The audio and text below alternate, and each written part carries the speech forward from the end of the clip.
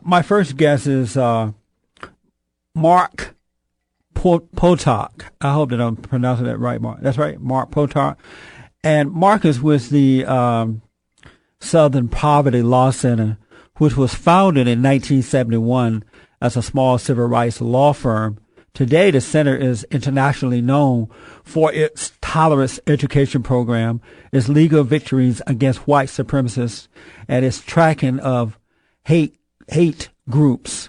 It's located in Montgomery, Alabama, the birthplace of the civil rights movement. The center was founded by Morris D. and Joe Levine, two local lawyers who shared a commitment to racial equality. Its first president, believe it or not, was civil rights activist Julian Bond, who is now the executive director of the NAACP. Mark, thank you so much for coming on with me. I absolutely appreciate it. Well, and I appreciate your having me. Yes, sir. We're going to have hopefully a very, a good dialogue about issues of today, and we're not going to yell and argue, but we'll be honest with one another. Okay. Sounds like a good plan. Yes, sir. Mark, how did you get involved with the Southern Poverty Law Center?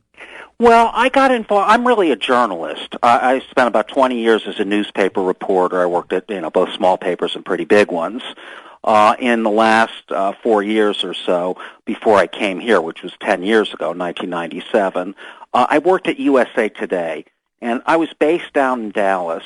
And while I was there, of course, a couple of different things happened. First of all, the Waco fiasco broke out, the long 52-day standoff between Branch Davidians and federal authorities.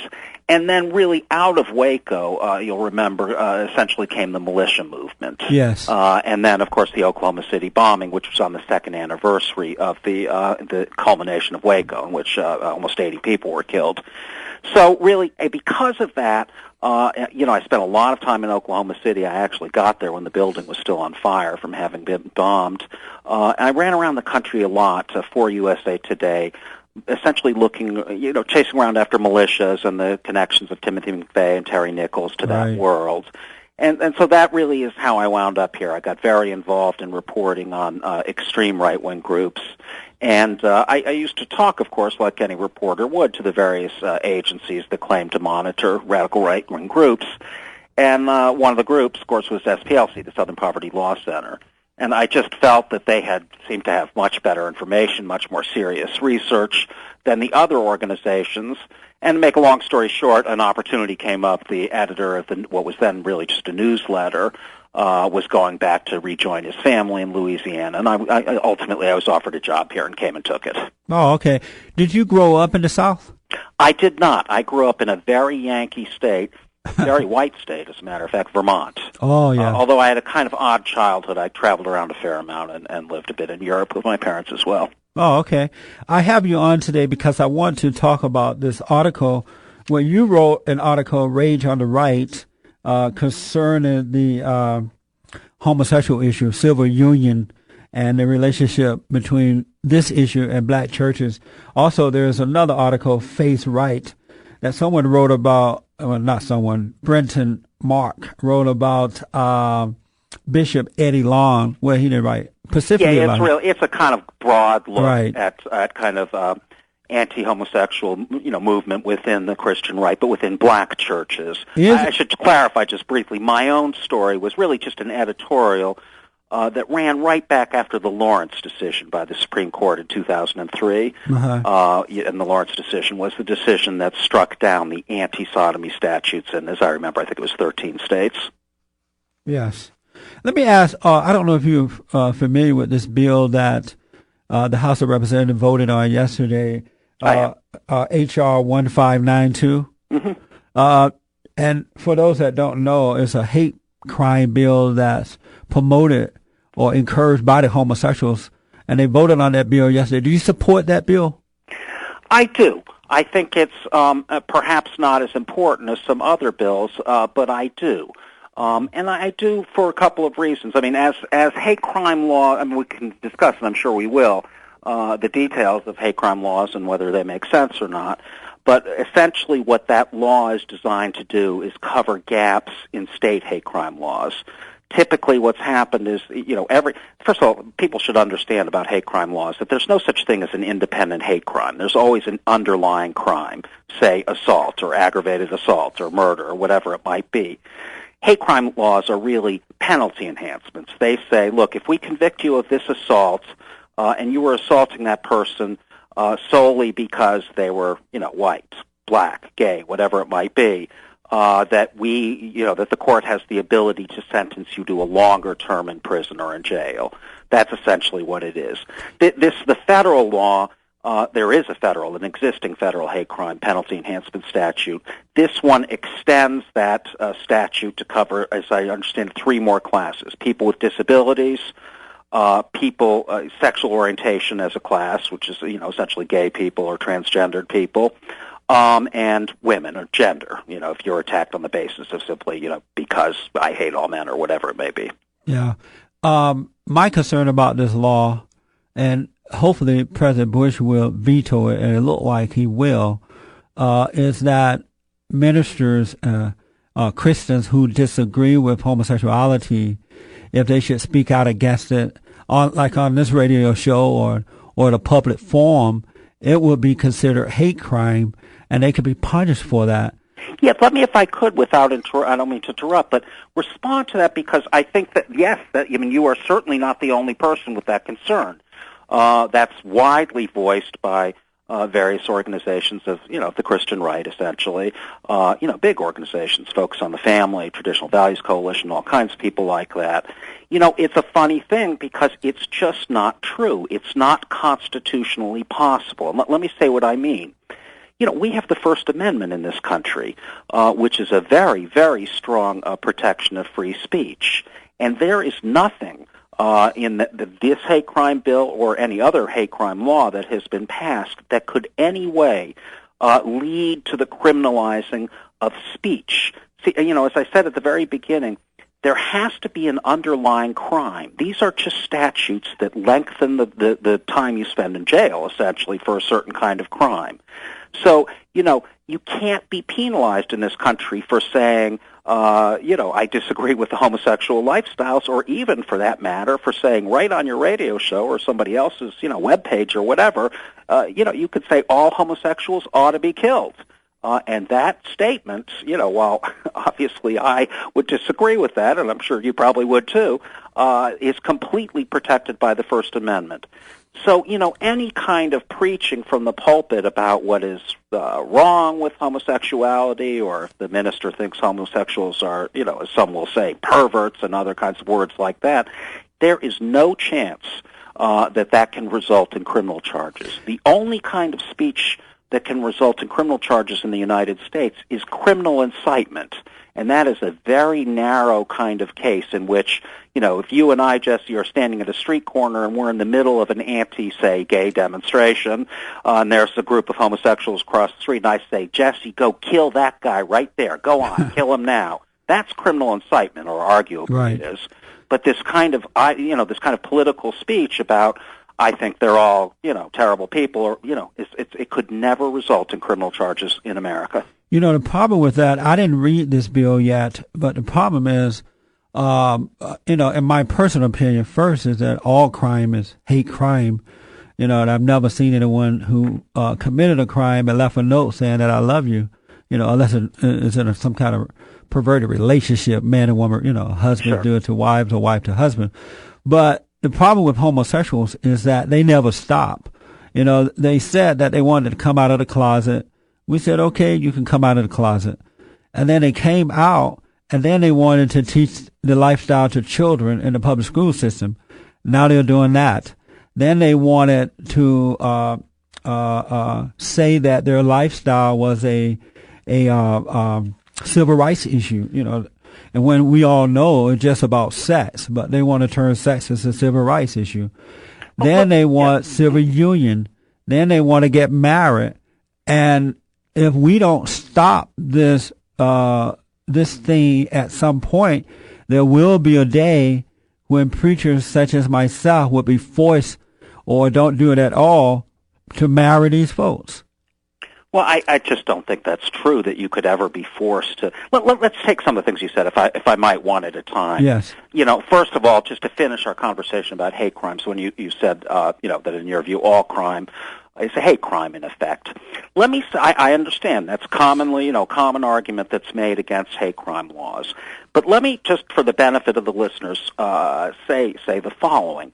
We, in America, in the American statutory law, we punish many crimes more severely than very similar crimes for social reasons.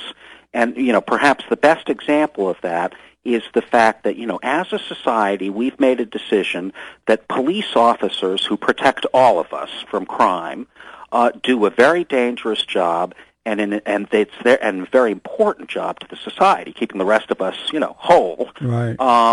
And that as a result, we are very concerned that those officers not be hurt, not be killed in the line of duty. So as a result of that, in almost every state in the union, there are laws that more... Mark, I'm sorry. Don't forget your thought. We'll Sure. pick up right there. Take a quick break. Sure. 888-77-JESSE. 888-775-3773. Mark Potok is my guest. He's with the Southern Poverty Christian Center. We'll be back in a moment. I am an American. I am not African American. I don't have an afro. There are no African drums beating in my chest. I have the American guitar playing in my heart.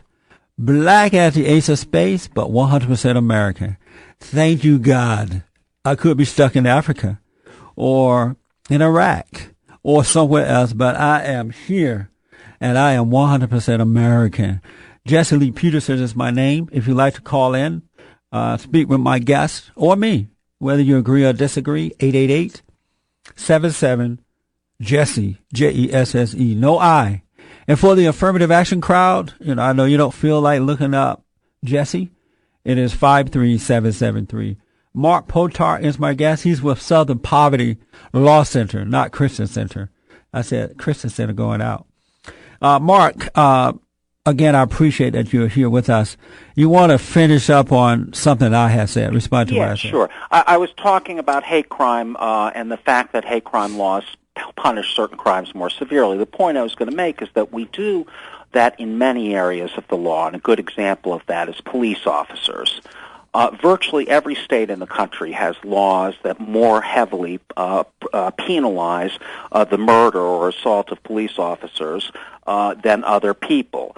In almost every state, if I were to, shoot you on a street corner, I would be penalized at a much lower level than if you were a police officer. Right. What I mean is, in virtually every case, I might get life if I had no record for such a murder, but you can believe if I gunned down a police officer in that way, I would be on death row. Right. So, and that is for the same kind of idea. It's, we as a society have decided those officers are that thin blue line that protects us, and it is socially important for us to give them extra protection and to try and make people less likely to attack them. The hate crime theory is really the same. What it essentially says is, look, we live in a society that has a history, and the history, of slavery and so on, and conflicts between various ethnic groups, and that, hate crimes tend to divide our communities along pre-existing fault lines. In other words, between black and white, between one religion and another, that sort of thing. So, we're saying, and so we're saying, or the theory of the law is saying, therefore, the society has an extra interest in trying to prevent these kinds of crimes. There's one other argument that I'll turn it over to you. I don't want to take up all the time. Yeah. There was one other argument that's important about hate crimes, which is, if I burn a cross on your lawn, Jesse, because you are, say, married to a white woman, you're an interracial couple in the neighborhood, then, of course, I frighten you seriously. You think maybe, the Klan's going to come and drag you away the next day. But you are not the only victim. every other person in that community who is in an interracial relationship is also victimized, right? Because they're terrorized. It really is an act of terror. Right. So that's the theory, is that these crimes divide society in very dangerous ways, and they additionally have more victims than the immediate victim. So sure, all crimes are motivated by hate, but some crimes, at least as a society, we judge are even more heinous than others. And it's not because the victims are, this victim is a more valuable person. I mean, I think that's a real misunderstanding to say we're saying, homosexuals or black people or, whatever the victim group is more important. It's that to the society at large it's important that we prevent these crimes. But, first of all, it's not true that homosexuals are attacked in a proportion that it requires us to invent new law to protect them. I mean, when you look at society, especially growing up, and sometimes in adult situations, some people are just mean, and they attack you for whatever reason they deem necessary. But actually, homosexuals are more attacked. But they're not. They're not. Well, we've run through the statistics, and they're attacked at about 4 times the per capita rate of other people. I am familiar with the in hate crime attacks. These are not just any old attack. But I'm familiar with some of those stats. But what you have to realize that homosexuals are liars. They don't tell the truth, and they exaggerate stats. And they overreact to situations in order to get sympathy from the public. What would you say, or what would most people say if I said, black people don't tell the truth? They're liars. I mean, most of them are liars. Well, I mean, I think to make those kind of characterizations about groups of people is just a terrible thing to do. I mean, even if it's true? Why would you, describe an entire group of people rather than individuals for their good qualities or bad qualities? It just seems to me a crazy thing to say, most black people are liars. I mean, that's it's ridiculous on its face. I mean, don't you hear most black people saying that they can't make it in society because of racism? That's a lie. Well, that's your opinion that it's a lie. Maybe it's true. Maybe it's an arguable matter. But it's not, without even... Well, I mean, who told you? I mean, you didn't learn straight from God that this is, that you've got it right and they've got it wrong. I mean, these are things that's what democracies are all about, or trying to debate these things. Homosexuals also say, Mark, that they're 10% of the population, when we all know there's something like 5 to 6% of the population. I agree with you that they are not 10% of so they lie about that. Actually. Well, look, lie, I'm not sure it's a lie. It's, how does one really know? Well, recently, there have been very serious studies. Actually, there was a meta-study several years ago, which is a study of studies, where the authors got together all the material, all the various surveys and studies that have been done on the level of homosexuality in the United States. And you're right, it's certainly not 10%. I mean, what they found was that the best estimates were about 3%. Yeah. And I think that's probably correct. Yes. But, to say that because some gay rights group, thinks the level is really 10%, I'm not sure that means that they're consciously lying or anything like it. I mean, until very recently, it's been a big matter of debate. It really wasn't known, my God, until the Kinsey report came along. It was thought that homosexuality was, incredibly aberrant thing. It was a tiny, tiny percentage of people who engaged in homosexual practices. It turned out it wasn't so. It was fairly widespread. Why should we protect... Not that people should go after these folks. I'm not encouraging that at all, because in this country you have a right to be and do whatever you want, as long as you're not harming others. But why should we protect an abnormal sexual lifestyle? There are men out there who believe they should have 4 to 5 wives. There are people who believe that it's okay to have sex with animals. In Europe, a woman decided that she was in love with herself, so she married herself. Why should we have laws to protect these abnormal lifestyles when they are trying to impose them upon mainstream society? Well, I'd say a couple of things. First of all, that's your judgment that it's abnormal. As I'm sure you know, virtually all the psychological and psychiatric and physicians associations have made declarations based on decades of studying the matter that say exactly the opposite. But you have to be insane to believe them, Martin. It's not a perversion. It's not something that's in need of a cure. And in any case, I'm not going to, I know I'm not going to convince you of that, but I'm just saying that's your characterization, that these are abnormal people. Certainly most scientists don't agree with that. Well, I say abnormal sexual lifestyles. Well, okay, but I'm just saying, you're describing it as a kind of human abnormality, and I'm saying actually the bulk of science, certainly there are people that agree with you, but the bulk of scientists do not. But in any case, why should we protect them even beyond the argument about whether these are, abnormal people or not? The reason is because they are a minority of people who are fairly easily identified and are really disliked. And, of course, I would argue that a lot of that dislike and hatred is, in fact, drummed up by religious organizations and ministries.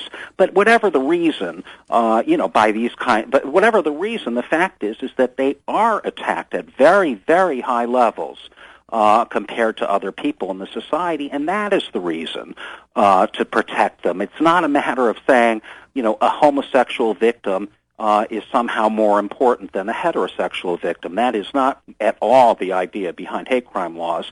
It's that, here is a person who belongs to a class of people that are attacked at very, very high levels. And that's the theory behind it. I want to take up just very quickly one other thing you said, which is this idea that homosexuals, sort of recruit or teach their lifestyles in public schools. That is just, I think, silly. I know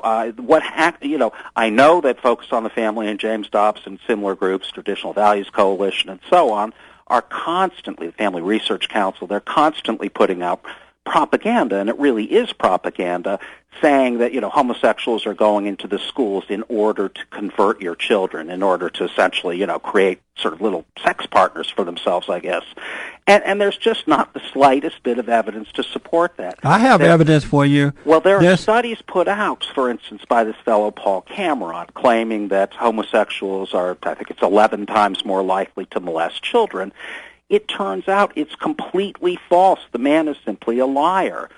He's been exposed again and again and again as a liar. But these figures are nevertheless bandied about by groups like Family Research Council constantly. And in my view, at least, it's fear-mongering. It's saying, mothers and fathers, if you allow these terrible people anywhere near your schools, if you don't suppress homosexual organizations and ideology, rhetoric, whatever you want to call it, then they will make off with your boy. They'll lock him up in a dungeon someplace and do vile and terrible things to him. And there's just nothing to support that except, like I say, a kind of fear-mongering. There's a program in the Los Angeles Unified School District, and this has nothing to do with family focus. I've witnessed this myself, and I've fought against it. It's called Project 10, and it was started at Fairfax High School, founded by a lesbian, and is now in the public school system in the inner cities. And for the last 17 years now, they have been teaching the boys and girls that homosexuality is normal, it's okay to do it, and if anybody disagree with it, is that they are homophobic. They have Homosexual Day in June, the whole month of June, where they bring this lifestyle in by bringing speakers and imposing this upon the students. And this idea did not come from some radical right-wing group. I've witnessed this with my own eyes, and I've dealt with it there. Also, this idea that homosexuality is wrong has not come from the church. When you're born, when you become of age where you can see and know right from wrong, young men and women are seeing for themselves that homosexuality is abnormal. So you can't say that this was made up by Pat Robertson or anyone else. Common sense dictate that homosexuality is wrong. And in Boston, a judge recently passed an order that you have to teach homosexuality in the public school system to the straight kids so that they can, quote unquote, have a normal life. So this lifestyle is being forced up on Americans, And this is not just Pat Robertson idea. This is reality. Sure. Two things I have to say in response. One, as far as, of course, I don't know the details of Project 10, so I really can't speak to it except, according to your description of it. You know what? Before you get into it, I want you to just hold that thought because I want to be fair.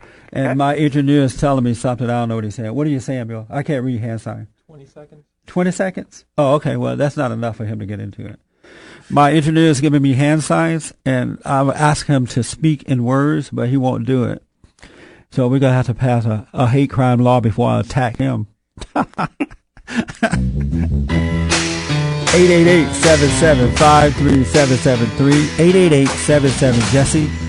Interesting conversation with Mark Potok with the Southern Poverty Law Center. Back in a moment. Okay, Jesse Lee Peterson is here. Go to my website at bondinfo.org, bondinfo.org, bondinfo.org. Good information there. Check out our nonprofit organization, Bond. We are rebuilding the family by rebuilding the man. Have a home for young men. After school character building program. We work with all men, all people really, but our primary focus is on the black man. Getting him to turn away from the government, get married before having these children out of wedlock. Fathers and mothers guide their families in the right way to go. Mark is with me today, and we're talking about I brought him here to talk about this homosexuality that's been taught in the black churches, which we have not dealt with yet, but we will get to that. Mark, are you enjoying this conversation as much as I am? I am, and I'd love to be able to finish a thought I was just starting as we went into the break. Before you do, let me ask, am I as hard as you thought I would be? Well, I've got a few things to say about that, but I'll save for a little later on. Okay. You're a kind radio host.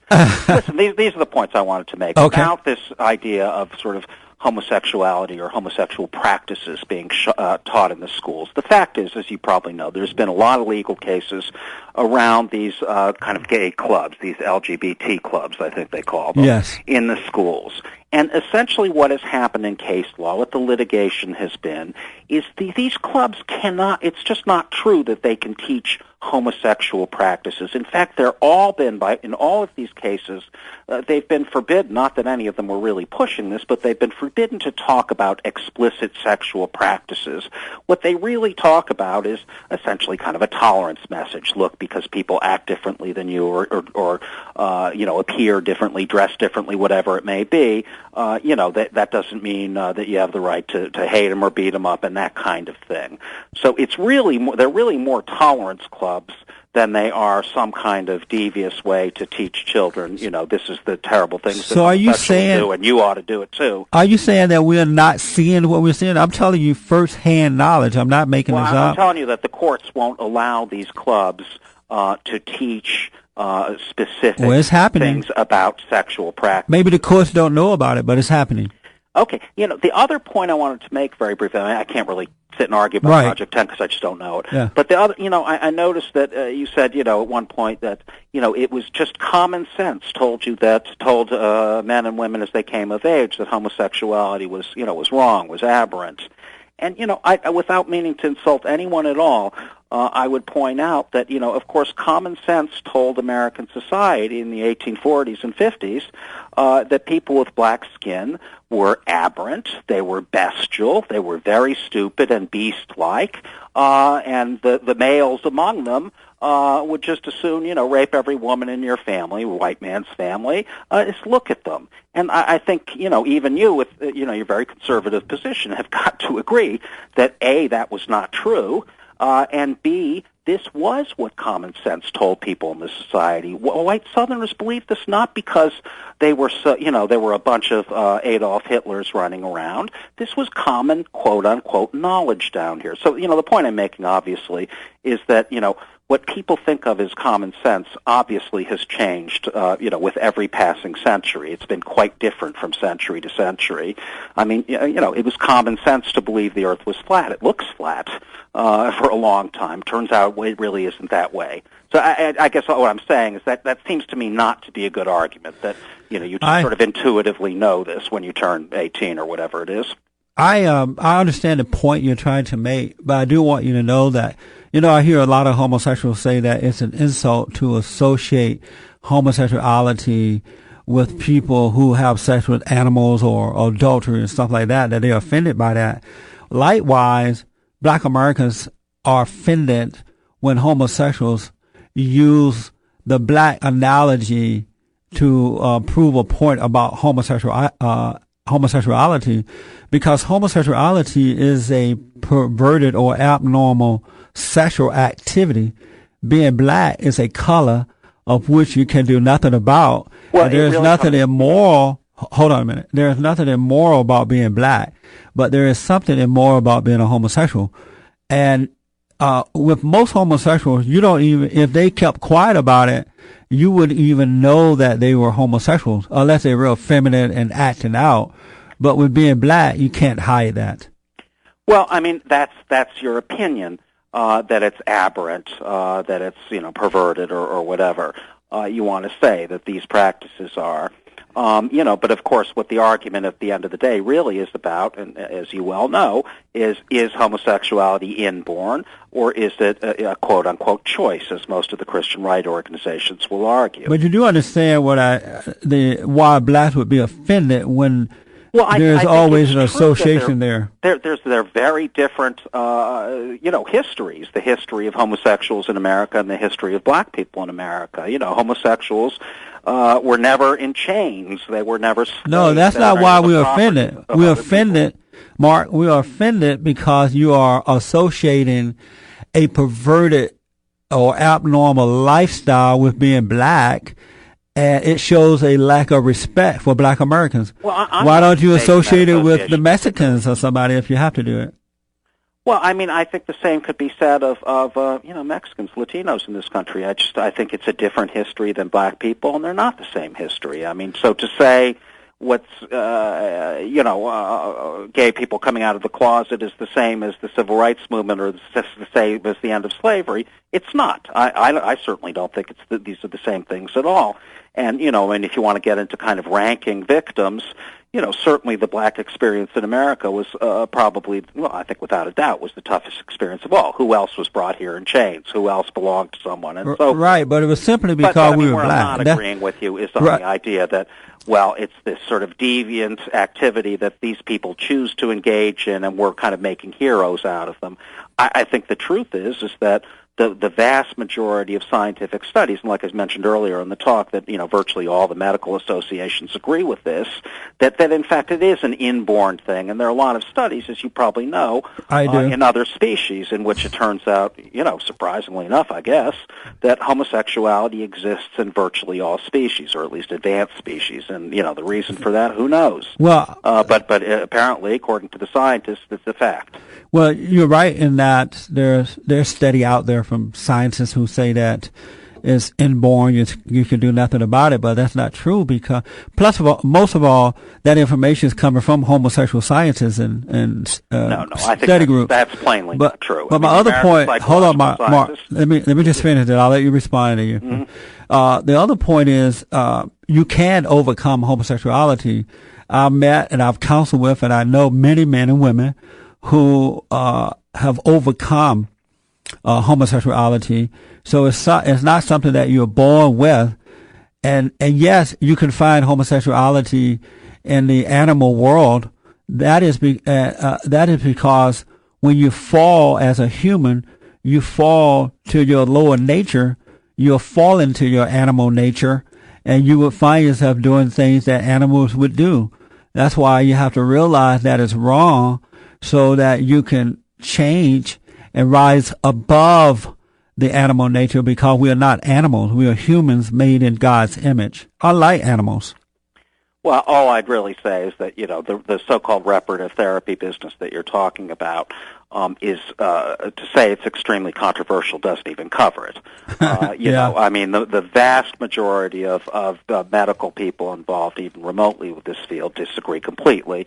And as I'm sure you know, the history of these ex-gay organizations is absolutely littered with people, including leaders of the organizations, who go back to being gay people and have come out and said, you know, it's simply not true. This is a damaging, you know, as a matter of fact, a great many psychologists and psychiatrists feel that these ex-gay ministries are extremely damaging. They're psychologically damaging to people. They're not helping people. Now, you know, I realize we could argue about this until the end of time, and, you know, and I'm not sure it would do any of our listeners any good to hear kind of an endless back and forth. But, you know, I think the point ought to be made that, at least, that it is a very debatable statement that, you know, people can overcome homosexuality. Well, I see it all the time, Mark. They are overcoming. And, yes, there are those who have felt that they were finished with it, had overcome, but they end up back. But there are many who are not turning back to it. That nature is gone, and they can finally become themselves. I want to ask you one other question about the hate crime, and then I want to go to the black churches. My other concern about these radical hate crime laws that they're passing to protect certain groups, such as the homosexual group. There's a double standard in these hate crime laws. For example, when it comes to black and white crime, or black on white crime, or white on black, there's a double standard there. There are many cases in America today, one recently in Atlanta, another one here in Los Angeles, Long Beach area, where 10 black youth brutally beat up 3 white youth, or young girls, or young women, I mean, to almost point of death. And those black youth were screaming while beating those white girls, I hate white people. Yeah, I know the case. And yet they got off with probation because they were black. And I agree with let me just finish. I'll make it short. They got off with it because they were black. Had they been white, they would not have gotten away with it. And the same thing is going to happen with homosexuals. They're going to have the freedom to do what they want. And when people defend themselves, they're going to be punished because they're not homosexual. They're straight people. And I just think these laws are dangerous in that there are double standards involved in them. Well, there should not be. I know the case you're talking about in L.A. I completely agree that it was a hate crime. You know, all the evidence makes that clear. It was a classic hate crime. They were very young kids, the attackers, nevertheless. You know, so, I mean, you're not going to send a 16-year-old, you know, girl away just to prison for 20 years on something like this. I mean, but yes, it was a very serious attack. It absolutely was a hate crime, deserved to be treated that way, and should have been punished in accordance with those standards. So on that, I don't agree with you. Hate crimes go in every direction. There are plenty of anti-white hate crimes. So I want to be clear on that these laws aren't merely about protecting black people, gay people, you know, certain minorities. Women. They're for women, gays, and blacks. Yeah. White people, white straight people need not apply. Well, I mean, that's just not true. I mean, they've been, you know, there have been many. Look, the case that proved the constitutionality, hate crimes went all the way to the hate crime penalty enhancement statutes went all the way to the U.S. Supreme Court. This happened with a case out of Wisconsin. The case what actually occurred was that a young black man saw the movie Mississippi Burning, came out of that film very angry at white people in general, and in the next half hour or so launched a pretty vicious attack, beat some white kid up very badly. That person was going to be sent to jail for 3 times the length of the sentence that he would have received otherwise without a hate crime penalty enhancement. That went all the way to the Supreme Court, and in fact, the Supreme Court found it was perfectly constitutional. So I'm just trying to say, I would agree with one thing. Black, or rather white on black hate crimes, without question, get more publicity. Yes. There's a certain, for whatever reason, newspapers find these stories, more interesting or whatever it may be, and they get a lot of publicity. But there really are a lot of, say, black on white, Latino on white, whatever it may be, hate crimes. And God knows there are a lot of hate crimes that occur between black people and Latino people. Yes. So, I don't think it's a double stack. I can understand why a person might think that reading the newspapers. It seems, it's always black, it's always white on black, rather. But in actual reality, that's not the case. 888-775-3773. Mark Potok is my guest. Mark, when we come back from this break and our final minutes together, I want to talk about black churches and their teaching of homosexuality.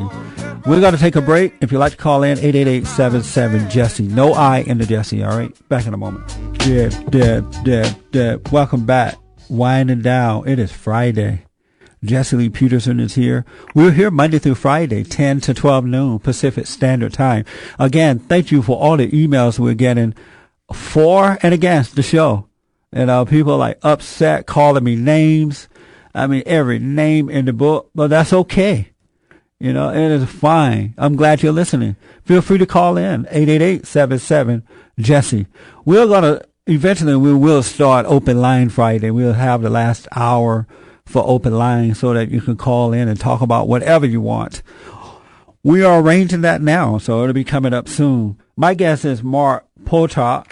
He is with the Southern Poverty Law Center out of Montgomery, Alabama. Before Mark leave today, he's going to tell you how to get in contact with this organization. It is a nonprofit organization, or, you may want to volunteer some money or time, or maybe you're in a situation, there's something they can do. So we will give you the information before he leaves. Mark, I want to talk to you about the black churches. There's an article, Face Right, that was written, Black Religious Opposition to Gay Rising. And I do have to tell you that 60% of black Americans oppose homosexual marriages. And this is the first time in a long time that I've seen the majority of black Americans stand up for something good, that they have stood together on an issue that is on the right side. So they are real serious when it comes to homosexuality. They are not accepting it. A Bishop Eddie Long out of Georgia, I believe, he's with New Birth Missionary Baptist Church out of Atlanta, taught a sermon recently about homosexuality, how men are being feminized and they are taught to be sensitive, and homosexuality is out of control, and a lot of black preachers are feeling that. What is wrong with that? Well, Eddie Long also went on to say that homosexuals deserve death. I think that comes very close. Might be a bit much to say it's a Klan-like statement, but it certainly goes beyond anything you've said on the show today. You said at one point you didn't think that people ought to go out and, beat gay people over the head with baseball bats and beer bottles. No one should do that. With you. But I think when a minister stands up in front of a big church like Eddie Long's church in Lithonia, Georgia, which is a very fancy, very upscale black neighborhood or town, really, extremely fancy, and says that these people ought to be killed, that is a very bad thing to say from the pulpit, whether you're black minister, white minister, or any kind of minister. Our experience in monitoring. I do want to say that I didn't hear him say that. I don't know if he said it, in what context did he say it. With these stories you're citing, of course, are stories from our magazine, the Intelligence Report, the magazine I edit. Right. And that came right off a tape, a taped sermon, which he sells in his store in Lithonia. Brent Mock, the man who wrote the articles, was there. Right. You've seen the tape. What is wrong with black preachers encouraging their congregations to reject homosexuality, because homosexuals are not happy? It's not a good lifestyle. Well, and the preacher's responsibility is to point the people in the right way. Yeah, but the point is that, I would say normal Christian ministers don't stand up on the pulpit and say, for instance, adulteresses should be killed.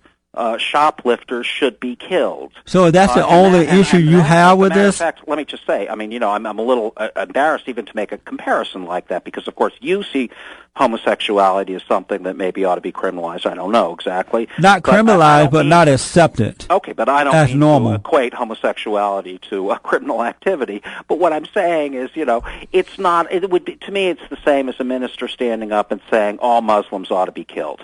You know, it's not very Christian of him to be kind. And, you know, what I was starting to say is that, you know, in our work we see all the time how the statements of people in positions of attention, of power, you know, people like ministers, like politicians, are very, very typically taken by hate criminals, people who actually carry out attacks on other people, as a kind of permission giving. So, you know, what I'm saying is that if you interview people who engage in, you know, who've attacked homosexuals or even killed gay people, you know, what they very often say, and this has been shown by academic studies, is they say, you know, I thought this was what the community wanted me to do. I thought I was doing a good thing for the community. Why? Well, because I heard Gus and such a congressman saying gay people are perverts. Why? You know, because I heard Bishop Eddie Long saying gay people ought to be murdered. But they also say that they commit these crimes because majority of the homosexuals impose themselves upon them. They felt offended, got angry, and retaliated. Yeah, and that had nothing to do with the church. Well, I mean, but it's not true. I mean, if What's you not look true? at it's not true that most attacks on gay people, or even any significant number of them, come because, as you're suggesting, that gay person made a pass at someone.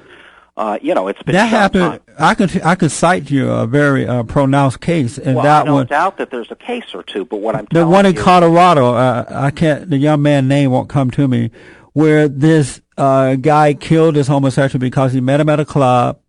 The homosexual tried to hit on him. The guy went along with it to get the money, but he also became angry and murdered the guy. And as but that's what he says. You know, I mean, you know, this is well known among. I mean, I work with criminal, you know, with law enforcement authorities all the time. We do training of police and so on. This is widely known in the law enforcement world as the homosexual panic defense. Right? He tried to grab my thigh, and I couldn't take it, so I killed him. You know, and by and large, these things turn out to be false. I'm not saying it may not have been true in a particular case. I don't know the details of the case that you're talking about.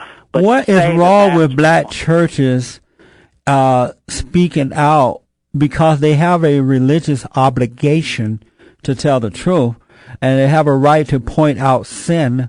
So what is wrong with Bishop Long and other preachers, black preachers, telling their congregation to reject the lifestyle? Well, I think there's something very wrong, as I just said. I know, but leave out the part of kill. We all know, Mark, they couldn't kill anyone unless you're protecting yourself. But other than that, what is wrong with black preachers speaking out against homosexuality? Well, I mean, I think obviously it's an argument, but the point I'm trying to make is that very many of the preachers who we talk about in Brenton's story are people who have made statements like Bishop Eddie Long's statement that homosexuals ought to be killed. Other than that, do you disagree with anything that the bishop said? Well, I disagree with almost everything he said. You don't see that men. You and I can argue about that. You don't see that men are being feminized today? I don't think it's true. No, I think there's a kind of paranoia about it, and I don't think it helps. You know, when other black ministers like Bishop Brian Keith Williams say homosexuality is a dog-like sin.